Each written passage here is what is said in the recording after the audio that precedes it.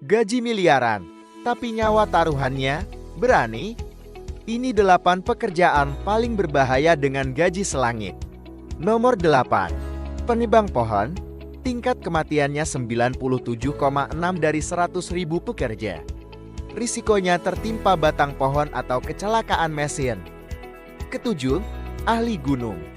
Bayarannya bisa mencapai 100 juta rupiah per sesi, tapi risikonya jatuh, hipotermia, atau tertimpa longsor salju. Keenam, tukang listrik.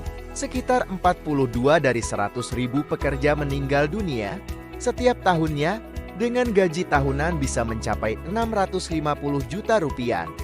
Kelima, pilot. Angka cedera fatalnya mencapai 48,6 per 100.000 pekerja. Tapi bayarannya bisa ratusan juta rupiah per tahun. Keempat, penjinak bom di Inggris. Gajinya sekitar 800 juta rupiah. Satu kesalahan kecil, akibatnya fatal. Ketiga, pemadam kebakaran.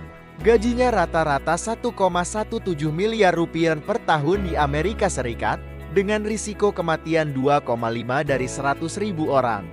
Kedua, tukang las bawah air. Dengan gaji 1,3 miliar rupiah per tahun, mereka menghadapi risiko sengatan listrik dan ledakan gas bawah air. Dan nomor 1, nelayan kepiting Alaska. Bayarannya bisa mencapai 7,3 miliar rupiah hanya dalam 3 bulan.